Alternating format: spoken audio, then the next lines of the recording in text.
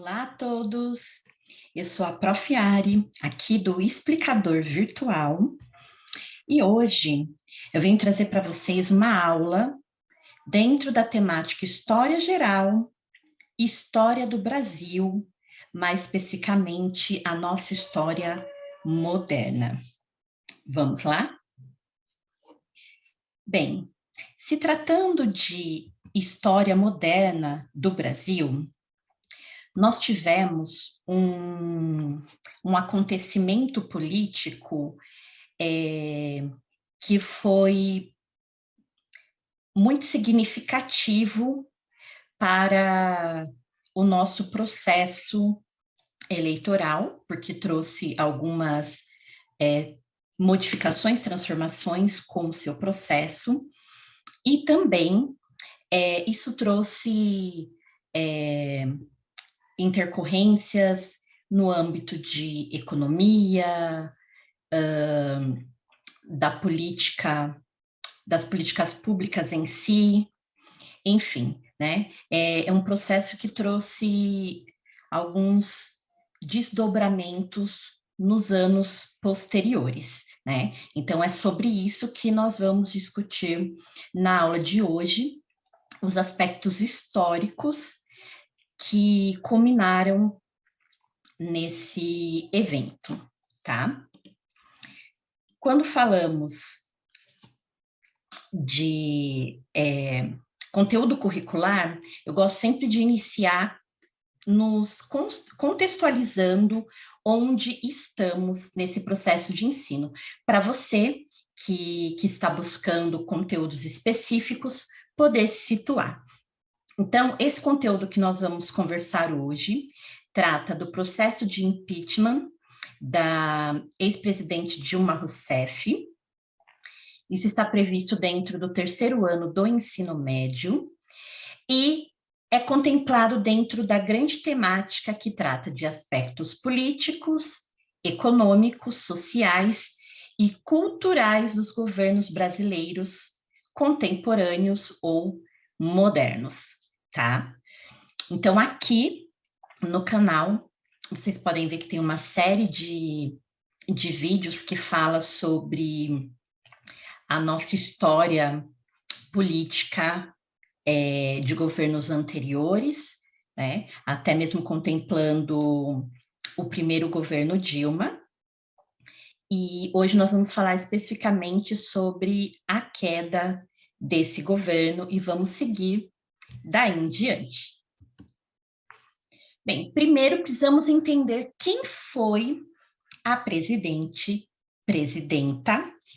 Dilma Rousseff. Seu nome completo é Dilma Vana Rousseff.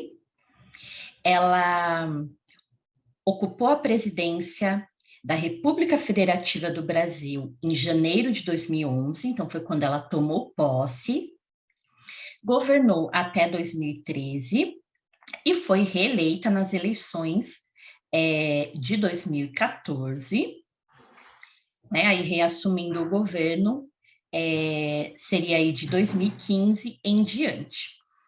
Porém, né, o processo que nós vamos discutir aqui hoje, que foi o processo de impeachment, fez com que ela fosse destituída em 31 de agosto de 2016. A formação da Dilma é em economia, né, em ciências econômicas, e ela está na política brasileira desde a sua juventude, né, tiveram vários eventos que a gente pode verificar aí na internet, acerca das lutas dela na época da ditadura militar, então ela sempre foi engajada politicamente, até se tornar um papel importante no governo Lula, né, que ela foi a ministra da Casa Civil, e aí o Lula fez dela a sua candidata, a sua sucessora, depois do seu segundo mandato. Então, ela é filiada ao PT, que é o Partido dos Trabalhadores, e foi a 36ª presidente do Brasil. Então, como foi a questão do pedido de impeachment, né? E como ele foi acolhido? E a gente vai entender também ao longo dessa aula quais foram as motivações para a entrada e desenvolvimento desse processo. Então, durante o ano de 2015, houveram 50 pedidos de impeachment na Câmara dos Deputados contra a até então presidente Dilma Rousseff. O que é o pedido de impeachment? É um pedido de cassação do mandato, para que esse atual governante seja destituído do poder e não tenha mais seus direitos políticos. Então, foi nesse sentido que esses pedidos foram solicitados. A maior parte dos pedidos foram arquivados, porque não apresentaram fundamentos, né, argumentos que comprovassem o que estava sendo solicitado no pedido. Mas um desses pedidos acabou sendo acatado pela Câmara dos Deputados, pelo seu representante, até então o presidente deputado Eduardo Cunha, e a partir daí, esse pedido foi elaborado e protocolado pelos juristas a Janaína Pascoal, Miguel Reale e também por Hélio Bicudo.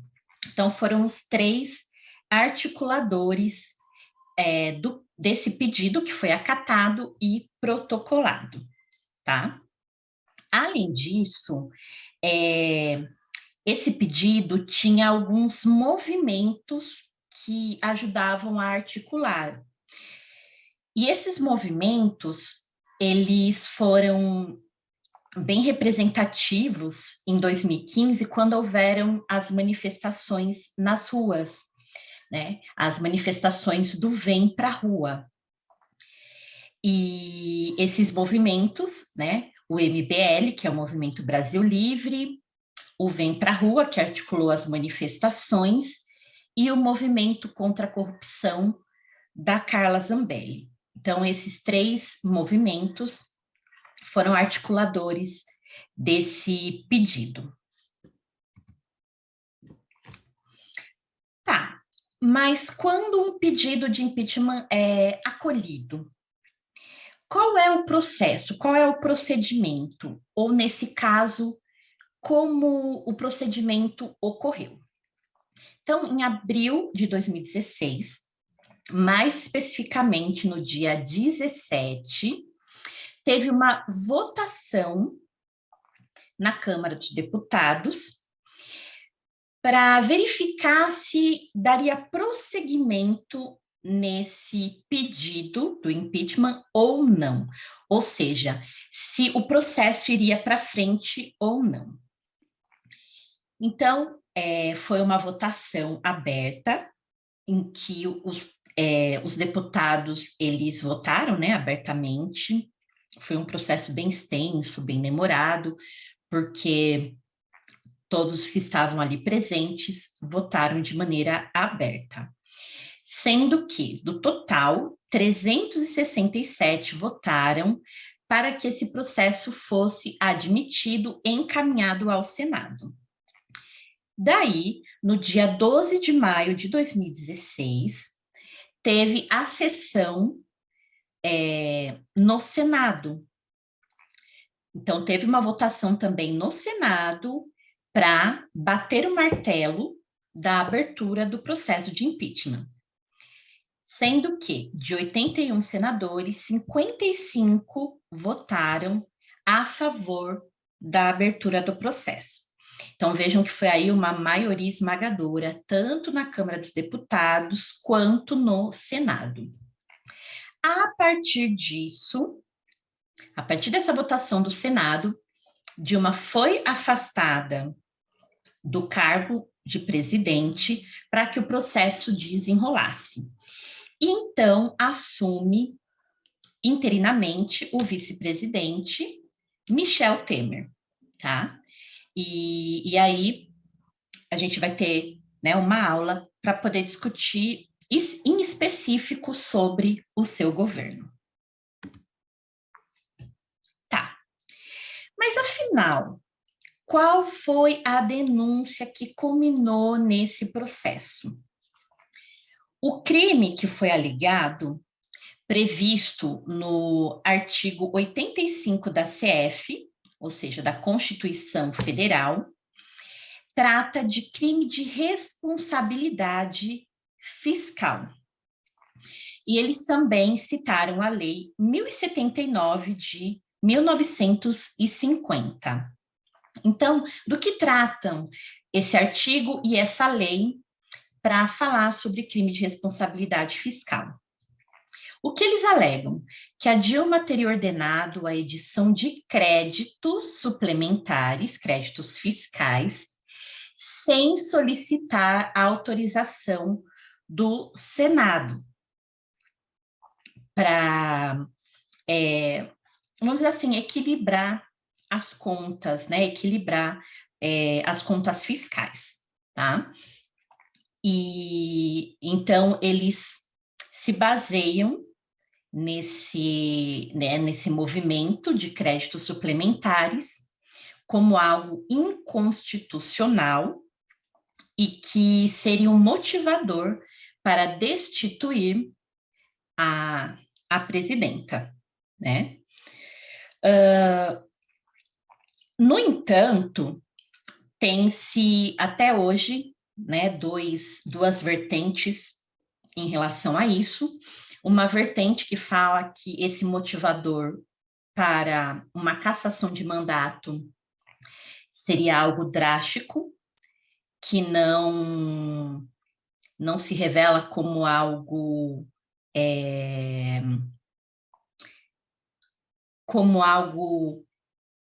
que pudesse trazer prejuízos para a nação e prejuízos para esse governo dar continuidade, e o outro lado, que é justamente o lado que protocolou o pedido, que coloca que essas ações da presidente, mesmo em meio, né, a uma crise financeira e econômica que a gente sabe que vem reverberando desde a crise de 2008,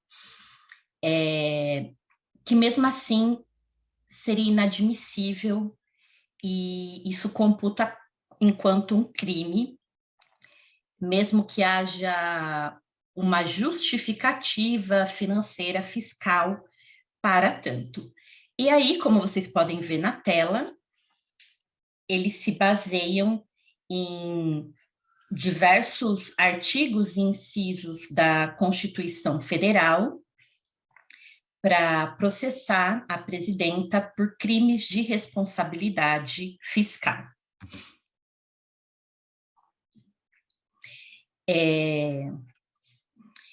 Então, dos pedidos que foram protocolados, como eu falei, a maior parte foi arquivada, mas 11 versavam sobre a mesma questão de crime de responsabilidade e também para que a presidenta fosse investigada por envolvimento em escândalos de corrupção da Petrobras, que era chamado de Petrolão, né? Que posteriormente viria a ser investigado pela Operação Lava Jato. Também teremos uma aula para discutir em específico sobre isso, sobre a Lava Jato e todos os seus desdobramentos. Mas para vocês entenderem que todo esse processo da Lava Jato se inicia aí com os pedidos de impeachment contra Dilma Rousseff. Mas todo o processo de julgamento, vamos dizer assim, ele tem os seus lados. Tem o lado da acusação e tem o lado da defesa. Então, do lado da acusação, quais foram os argumentos nesse processo? A partir do momento em que a Dilma foi afastada do cargo, o Temer assumiu, esse processo se desenrolou por alguns meses, até, de fato, ela ser impeachmentada, né? Então, a acusação, durante todo o processo, argumenta que essa questão dos créditos suplementares foi algo ilegal, ponto, foi algo ilegal cometido pelo governo. Essa é a primeira e principal acusação. A segunda acusação é que, consequentemente, essa questão das pedaladas fiscais, como seriam chamados esses créditos suplementares, desdobrou em ferir a LDO, que é a Lei de Diretrizes Orçamentárias, e a Lei de Responsabilidade Fiscal. Por quê? Eles voltam naquela questão de que as metas fiscais, elas são sempre aprovadas pelo Congresso e pelo Senado Nacional. E que, quando a Dilma fez as pedaladas, não teve essa aprovação. Então, eles se pautam nisso. Nesse sentido, a denúncia de crime de responsabilidade fiscal se dividiu em 2 pontos. Primeiro, que foi a presidente que assinou, que autorizou a abertura dos créditos.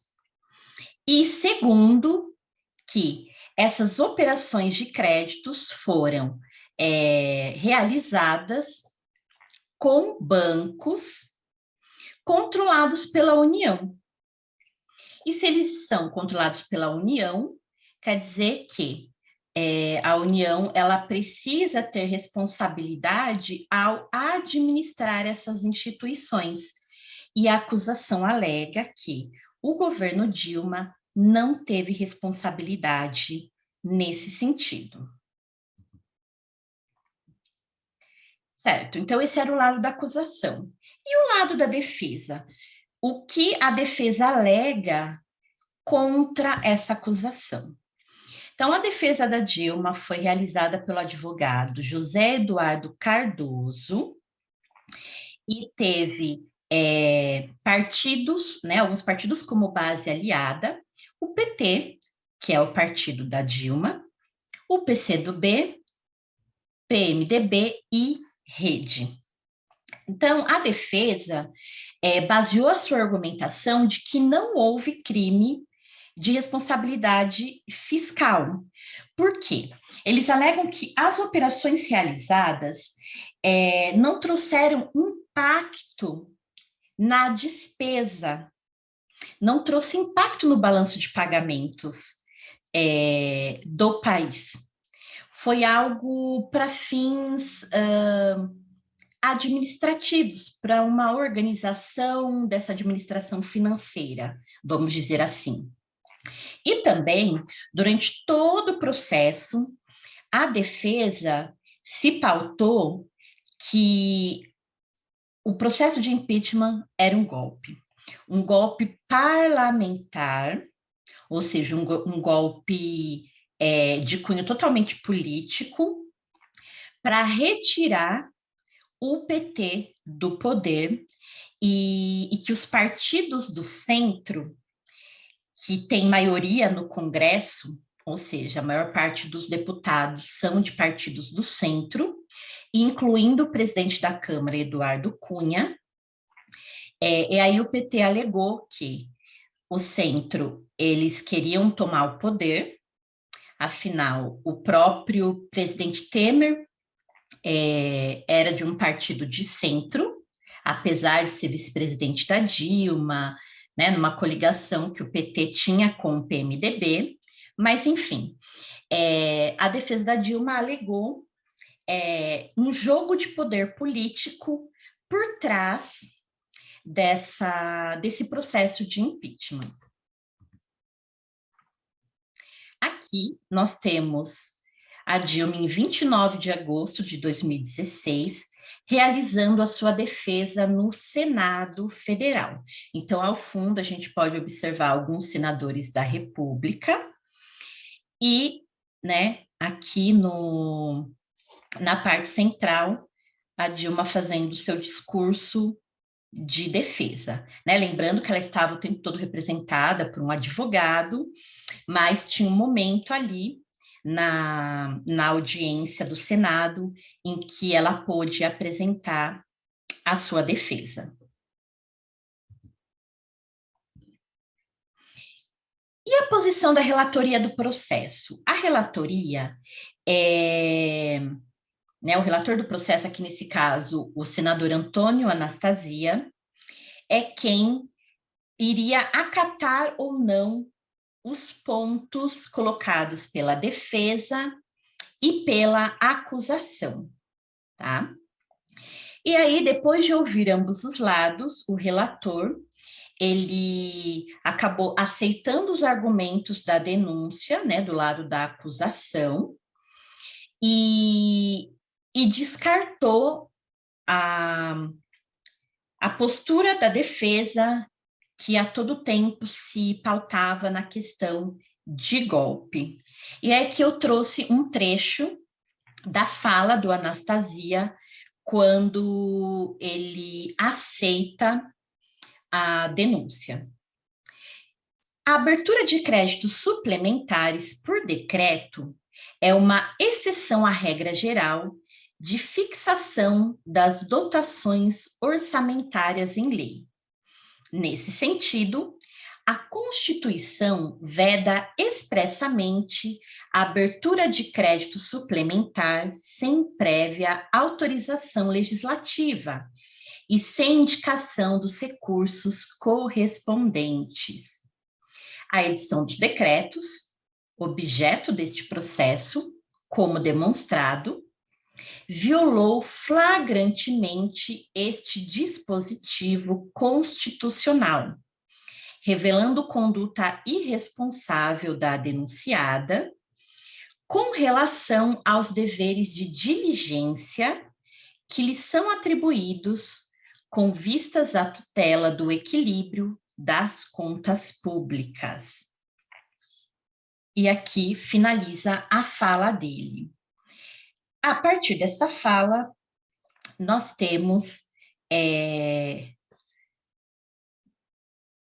o processo sendo acatado, e aí a presidenta Dilma sofre o processo de impeachment, e aí, de fato, ela vem a ser afastada do seu cargo enquanto presidente da República Federativa do Brasil.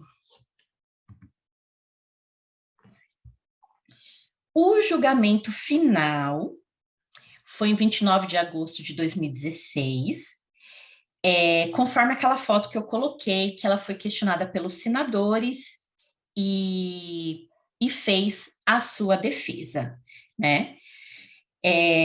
Aí tanto o advogado de defesa quanto de acusação também fizeram seus discursos finais, e no dia 31 de agosto veio a votação da sentença final, né? Em que o processo do impeachment sendo aceito, né, conforme essa última votação, porque até então ele já tinha sido aceito em todas as outras esferas, tá? Só para ficar claro para vocês. Faltava ali um ponto final, né, vamos dizer assim, a martelada final para dizer que o processo estava efetivado.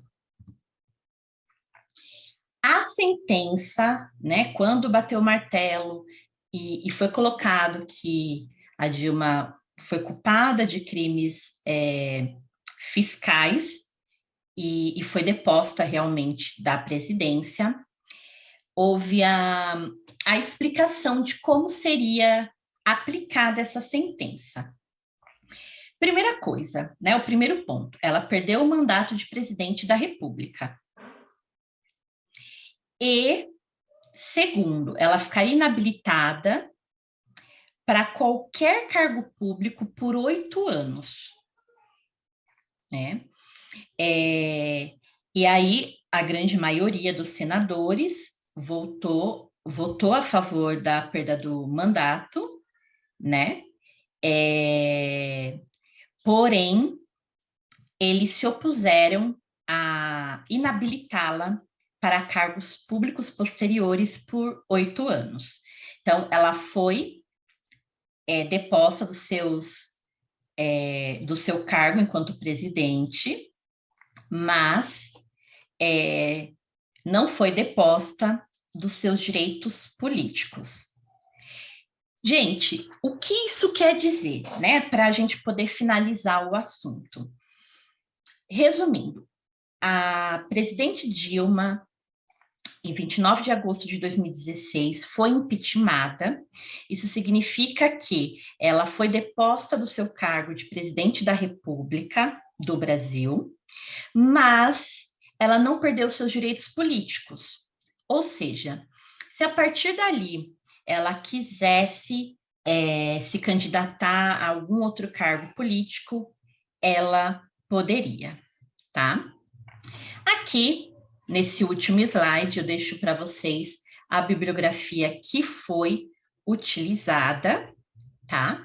Eu trouxe os pareceres que foram divulgados acerca do processo de impeachment e também, como vocês viram, eu trouxe alguns artigos da Constituição Federal. Então, esses materiais que foram base para trazer para vocês informações reais sobre o que aconteceu, tá?